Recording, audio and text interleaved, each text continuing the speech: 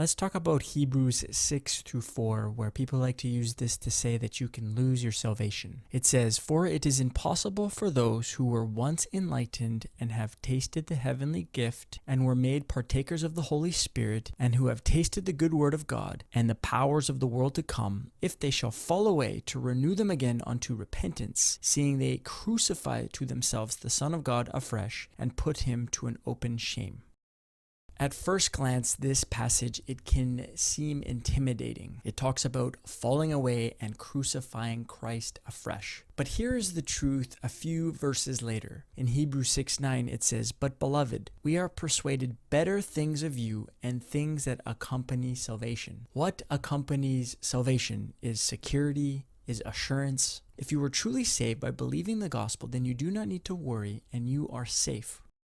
The point of these passages is talking about either going back or moving forward. The fall away in Hebrews 6:6 is translated parapipto and is not the same falling away in 2 Thessalonians, the word apostasia in the Greek. The context here is key. This is a warning about regression and not the loss of salvation, like so many pastors like to use this verse. And the whole point is like someone who is graduating high school and then they decide to go back to kindergarten instead of moving on to college. These believers who fall back are not losing their salvation. They are now revisiting the fundamental basics of the faith. They go back to the milk instead of taking the meat. They have to re-examine the basics: repentance, faith, baptism, resurrection, and judgment. It's a warning about not returning to what they had already learned. It's not about undoing something. Hebrews was written to Jewish believers under intense pressure from the temple system and their own religious leaders. These believing Hebrews, they had left the temple and their sacrifices behind. This was a system that could not perfect their conscience, and that is so much of what Hebrews is talking about, is having a perfect conscience. God's warning and judgment here is referring to the temporal discipline and the consequences of Israel as a nation for rejecting Christ, and this culminated in AD 70 when the actual temple was destroyed.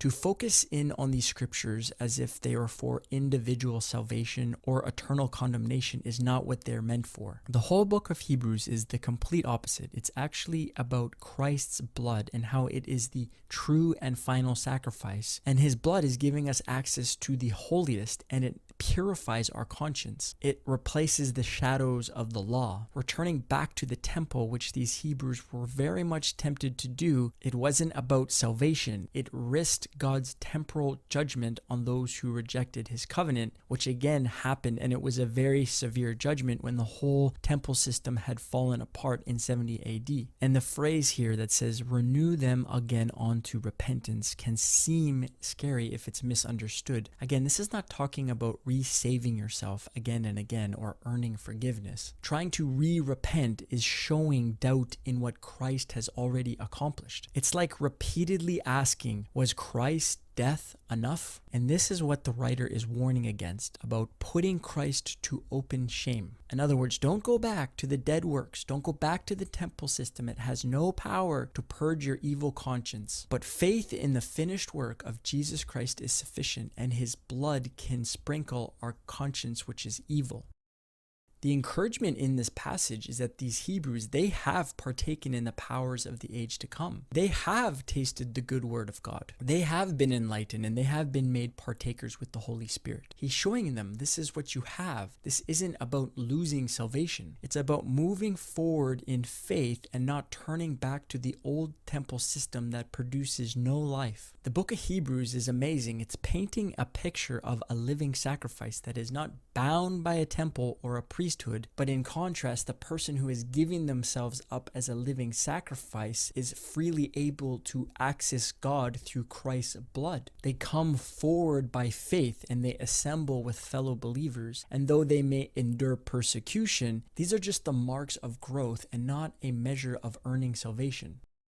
Over and over again, Hebrews establishes that Christ's finished work and his blood is enough. There's nothing else that is required. So any sort of doubts or hesitations that we may have, they don't undo what he has done. Your salvation is secure and your faith is accepted. Christ's work is complete. It is finished. And even when you question and revisit the basics, God sees your heart and your place in Him. Nothing can separate you from the love of God. We are to stand on Christ's work and come boldly to the throne of grace, remembering that the old temple, the temple shadow, is now fulfilled in Christ. And we are to enjoy the inheritance that He has secured for us.